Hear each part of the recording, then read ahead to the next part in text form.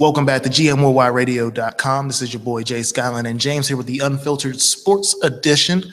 We are back here again with some more updates in the sports world. James, you were telling me before you had some updates on the Bears. What's up with that? So yeah, the Bears. So lost quarterbacks. They're trying to build a team. So they went ahead earlier last year. This year they acquired Mike Lennon for 3-year, $45 million, $18.5 million guaranteed. This was in March. Next few months came up and they traded up for Mitchell Trubisky.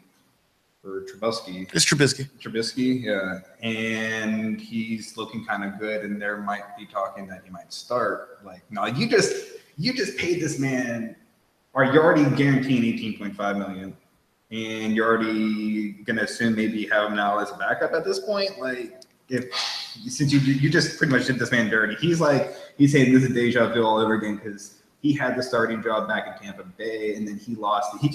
It wasn't even a discussion. It was just like, it's Jameson Winston's job. Like, I was like, oh. See, this is where my thing is with Mike Glennon. Even though I know nothing about him, I have the short-term background story of Mike Glennon.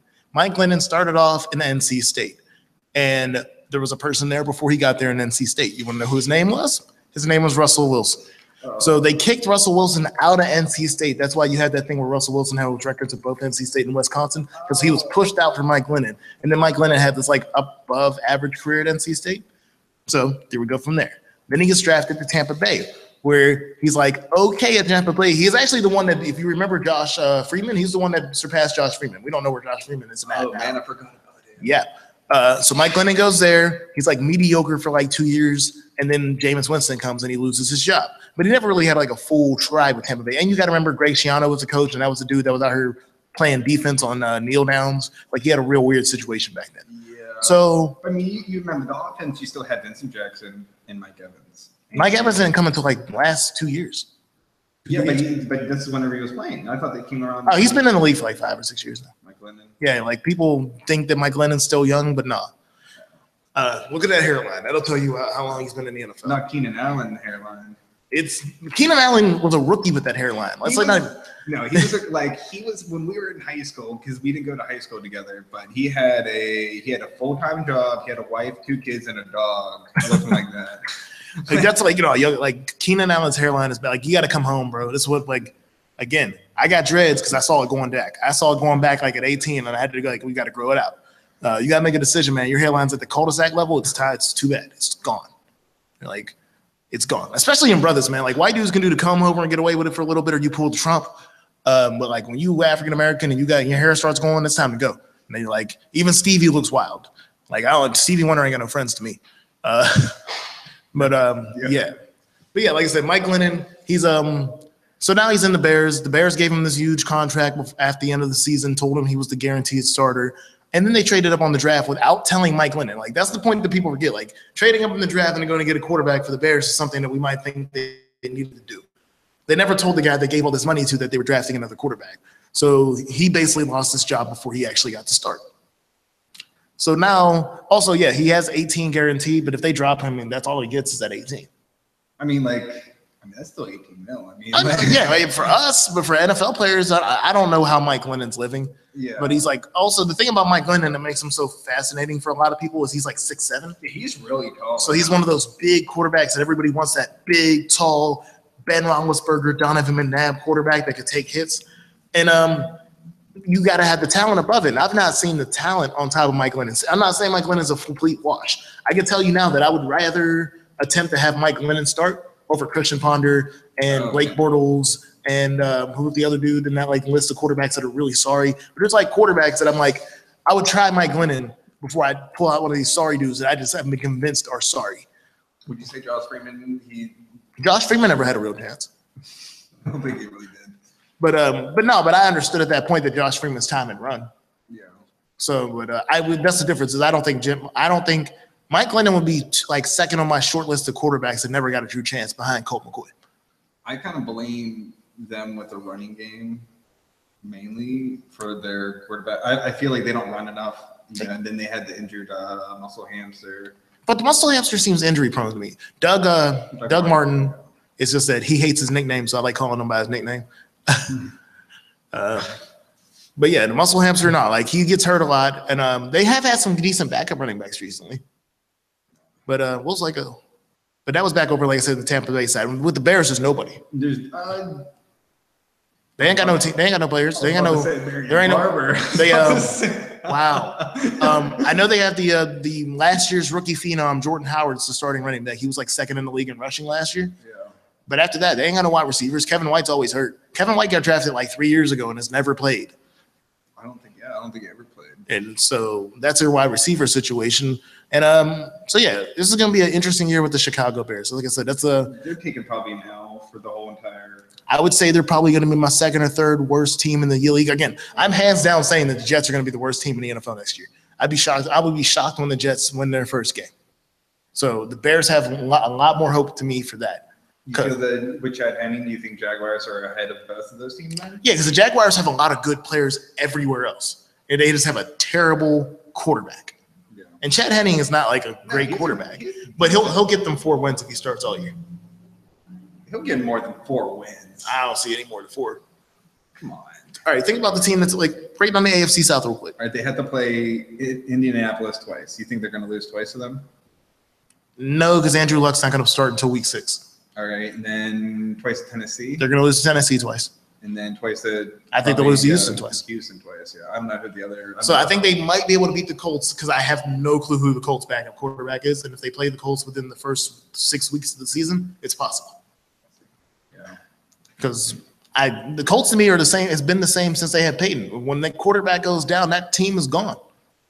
They don't have a Hasselback to come out here and help them anymore either. Oh man, those were the days. You were 45, Matt, and what was the other Hasselback? I know it was Matt and was another Hasselback brother out. But no. Yeah. But yeah, like I said, Mike Glennon never got it's been getting a real raw deal the entire time, and he's going to continue to get one. You draft the first round quarterback, you plan on starting him. You traded up for that. In local news, now it became local news. It wasn't local news until now, but before we had the Virginia Cavaliers are going to play a football game this upcoming weekend against the FCS team St. William Mary's over in Virginia, Charlottesville, the place where all the actions happened this last week or so in the country. So there was a color commentator for ESPN that was supposed to go down to the game in Charlottesville. And his name happened to be Robert Lee. If you listen the last few days, I was defending Mr. Robert Lee because I don't think you can't control your name. So they removed him from the commentary of the game because his name is Robert Lee, and they happened to be trying to take a Robert E. Lee statue down in the city of Charlottesville. And I was on the show defending this man because, again, I don't know what he was named after. He might have been named after the Confederate general. Sorry, I mean, that's not his fault. He might even be a neo-Nazi. As long as he's not out here proclaiming it publicly, it's still nothing we can control. Saying this, I don't know if he's neo-Nazi. I'm just saying, like, even like no matter what we have, there's no reason to take any money away from this man and his family for this. Saying that, I have an update. He is being moved to the Pitt Youngstown State game here at Heinz Field this week, or in the upcoming week. But yeah, sorry about that. There's a Steeler game this weekend in the upcoming week. But yeah, he will be at the Pitt game, which it's not an upgrade. It's basically a straight line. It's the same thing. Pitt's in the ACC, Virginia's in the ACC. The only thing is Virginia is probably the absolute worst football team in the ACC. So he got bumped up in the quality of the teams, but they were both playing teams in lower division college. So they were going to wipe out either team. Well, I can't guarantee that. Pitt's lost to Youngstown State recently in the last couple of years. But yeah, like I said, the man got his job. He's getting paid. That's all I cared about. I still think the ESPN kind of – what I understand is ESPN's afraid of the memes. Yeah. Think about that. 2017, we have. Oh yeah, we got some savages out here. Oh no, it was going down, bro. Like again, if you get up on me with Instagram and Facebook, you will understand I don't make these memes, but I will come out here and swipe your memes like swipe or no swiping. I'm out here with the meme game all day. And believe me, since the savagery that happened with Cromer after the UFC knockout, when they had his crying face all over the place. Yeah. If they had Robert E. Lee on commentary and somebody had figured out there was a Robert E. Lee commentating a game in Charlottesville, ooh, the memes. First thing, I don't even know what that dude looks like. I bet any money I'd have seen pictures of this man's actual face halfway through the game, not even before it's finished. You probably just made a meme right happen. Probably. Like I can imagine like they Photoshop him into the car from Dukes of Hazzards and shit with the statue in the passenger seat. I can see all some wild shit. It gets so grimy. People, that's the thing. Like we can talk about compassion and PC. The internet has no PC. The internet is that rogue place where we can do whatever we want, and unless somebody tries to go back to your job and get you fired, unless your picture's in it, like that's why I'm like, why is everybody out here in public rallying and doing all this racist shit in public? I mean, you could just do this shit online and just hide. I'm not saying do that. I'm just saying like I don't understand racist people's mind state or stupid people's mind state when they come out and do stuff like this in public. But no, like I said, you're right. Like there's definitely would have been memes, but I just don't see how a major news network makes decisions like that. No, yeah, I mean, like the only way it would be like if it was like the only way you would ever do something like that if it was like fucked up, whereas like his name is Bobby Lee or Bob or something. He just changed to Robert recently, like right during this, like then that'd be fucked up. But like, yeah, you were saying that earlier, and I'm like, that's a completely different story. Like, because that's something we would know. Like, even though I've never heard it from people in ESPN be like, yo, that guy that was going by Bob the entire time, and then this shit hit off, and he wanted to be called Robert. That's different. Let alone if it's different. That sounds really petty. Like, oh wow, I could imagine some shit like that, all up and down. Just like, yo, no, I want to be called Robert now. We've been calling you Bob the entire time. I am Robert Lee, damn it. Yo. And I want my father named me after the general. You're gonna respect the name. Is this just all because you saw that Charlottesville stuff? No, I felt like this for a long time, Carl. Like that would be the way I would go about that. So no, like I hope to God that he didn't start calling himself Robert. In other news, there was an article by SB Nation today about stop burning fucking jerseys. Like, bro, like I don't feel like other people understand that jerseys are one of the few things that actually gain value over time if they're legit and they like become throwbacks over time. Like instead of having like, because I'm like, what I got to do is I'm about to buy a Jerome Bettis jersey from the LA Rams. It's gonna have the Mitch and Ness stuff on it, so it's gonna be a brand new jersey. That's cool, but it'd be cooler if I was able to go cop that or get somebody to like from eBay to give me the old school one that when he was actually playing and stuff like that. And that's where I think people mess up with these burning jersey stuff. Everybody like they're talking about burning Kevin Durant jerseys and LeBron jerseys. Do you know how much a KD OKC jersey is going to be worth in 20 years? A lot. People like that type of shit after a while. But y'all just want to burn these jerseys for the moment. And I completely agree with SB Nation on this article. Like, why are you burning these jerseys? I still have a black Atlanta Falcons Michael Vick jersey because no matter what y'all think Michael Vick did, it's gonna be worth something at some point. And now people are out here getting mad about the current situation with Kyrie Irving and Isaiah Thomas. I don't know about Isaiah Thomas's jersey worth over time, but Kyrie's Cavaliers jersey is gonna be worth something one day, especially if he goes out and balls out with Boston for a couple years.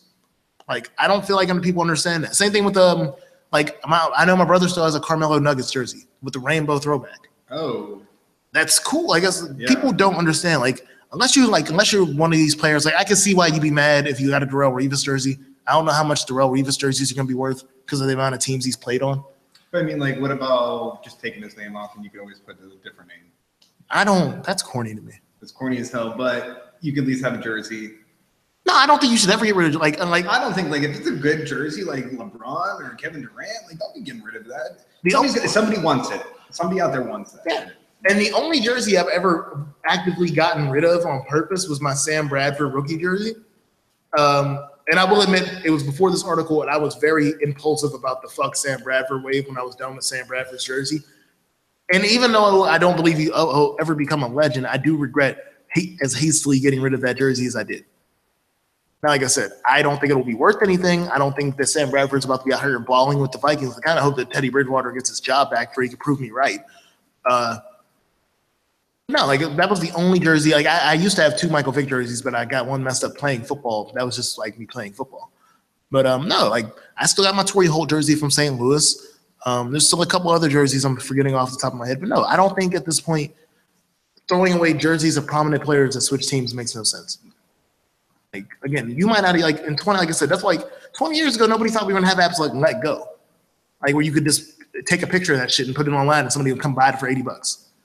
Instead of burning it, and you wasted the butane, the lighter fluid, and whatever amount of money you used to buy that shit. Yes, I'm like the dad from Everybody Hates Chris. I will count that shit down. Yo, like the amount of things you got to waste to burn a jersey to me is just not.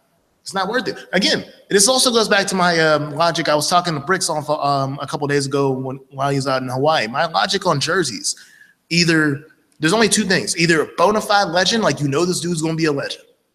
Like right now, I could say you could probably go out and safely buy an Antonio Brown jersey. I think it's a set-off thing. He might not be a Hall of Fame guaranteed yet, but he's going to be a Steeler legend no matter what. Yeah. Or Super Bowl icons. What I say about that is I still see a lot of Willie Parker jerseys around the city. That's cool. Yeah. He did some shit that we'll never see. He has a Super Bowl record for the longest touchdown run in Super Bowl history. That's different.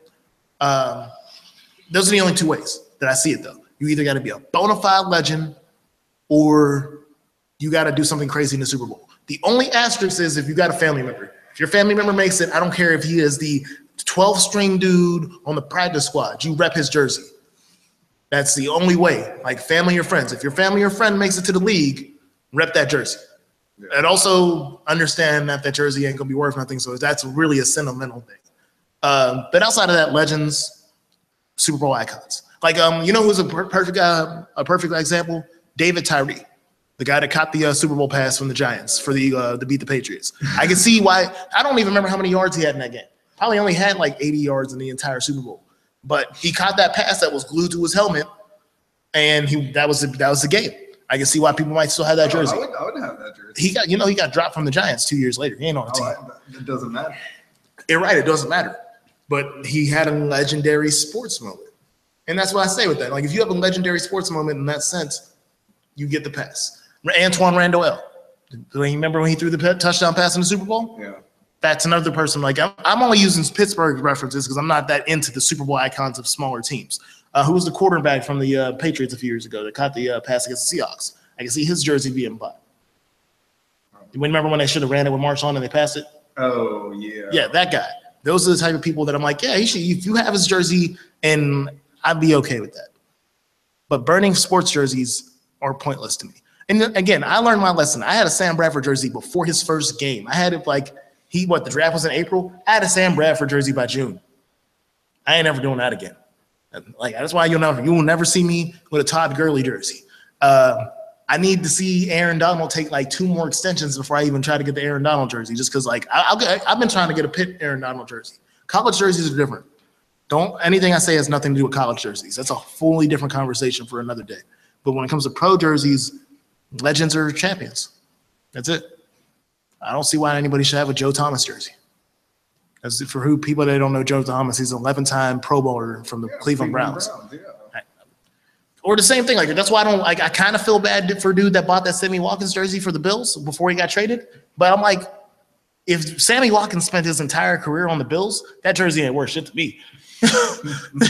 Like it's not even because it's on the Bills. It's the fact that he was never going to really be that good with the Bills anyway. It was out here starting Tyrod Taylor. I still think Tyrod Taylor's decent. I think Tyrod Taylor's like above, like a better Tim Tebow, which means that I don't think your wide receivers are ever going to be good. Damn. No, like it's not like I'm not saying it's like I think he can throw, but it's like his offense is based between the run and pass so much that I don't think your wide receivers are ever get a decent amount of yards. I don't care. No, but that doesn't mean he can't. No, you can still win, but I don't think it would have worked for Sammy Watkins career-wise. No. I don't think. Like the only person on the Bills that the jersey is worth is LaShawn McCoy. I think LaShawn McCoy might make the Hall of Fame. That's it. I think that's a good one. But anybody else on that roster currently? No. And I can say that about every team, even my own team. There should be no jerseys bought from anybody currently on the St. Louis Rams. Why do you think anytime Finnegan? He's not on the Rams anymore. Not anymore. He deserves it just because he's out here fighting dudes. Andre Johnson. No, seriously, look at Rams games. Like again, I'm gonna talk mostly about Steelers and Rams because they're my squads. But look at Rams games when you see the fans in the seats. You're gonna see Jerome Bettis, Marshall Faulk, Eric Dickerson, and Kurt Warner. You notice something about those players? None of them players play. And you might see a Todd Gurley jersey if somebody was out here balling. But all you see is throwback jerseys. Torrey Holt. But yeah, you see a bunch of throwbacks at Rams games because there's nobody currently worth paying for jerseys. The Steelers are in a different boat. You can sell them Le'Veon Bell jerseys and Antonio Brown and Ben jerseys because those are the staples of this team. Not saying that outside of Ben, I can't say the other two are guaranteed Hall of Fame, but I'm almost pretty sure that Antonio's almost there. And if Le'Veon Bell can give me 2 healthy seasons, I think he's there. If he stays with us. And if he stays with us. Again, a whole different conversation I'm on the other side of. But yeah. Like I said, just think about that, people, when you go out here to buy a jersey. Again, I'm more on the side now just buying shirts that say the team you rep on it. You saw yesterday, I was wearing the Los Angeles Rams jersey. Damn, I just said St. Louis. But yeah, I'd rather just buy a t-shirt or a hat. It's cheaper, and if you do end up getting mad, it's not as much. I just can't picture burning a $149 jersey. Or in some cases, $300, no matter how real your jersey is, because like levels real. No, you ever notice that when you go out to buy a jersey at a store, it's like, oh, you get the $300 authentic, they wear it on the field jersey, or you get the $149 one where it says NFL and it's still kind of stitched, but it looks like it's pressed, or you can go get like an $80 jersey that you just have the holes and shit in it. Like the holes go through the numbers and shit. But still, that's like $80. That's $80. Yeah, that's. And if you go to school with that on, because I've had it, they will try to roast you about that, and it's still $80. I know, I've been there. So again, if you out here buying jerseys, and especially if you that's the other thing. If you did not pay for the jersey, do not burn the jersey, because that's a key thing to me. If you was 12 years old out here with a Kyrie jersey and I found out you burnt it and I was the one that potted, man, I'd attach you up and down this whole up and down the street. Like, oh, I'd have gotten in trouble. The cops are like, why'd you beat your son like that, sir? Oh, he burned the Kyrie jersey. I paid for it. The words "I paid for" would have been very prevalent in that. So yeah, if you ain't even paid for the jersey, don't even think about burning it. Put that lighter down. Put it down. If you didn't pay for the jersey, you shouldn't even be able to touch a lighter. You shouldn't be smoking nothing anyway. So that's my thing. Like, yo, man, damn right. Like, if you ain't paid for the jersey, you ain't got no right to burn it. Just like if you ain't buy the food, you ain't got no right to cook it. Like, what the fuck? I got a little worked up there. We're gonna wrap this segment up for y'all. This is GM Worldwide Radio, Jay Skyline and James here with the Unfiltered Sports Talk. We're gonna be right back in a second. We are gonna have a little bit of our break on the sports, a little bit on the update on Lil Uzi Vert and a couple other artists and their upcoming album release dates. We'll be right back here on GMWorldwideRadio.com.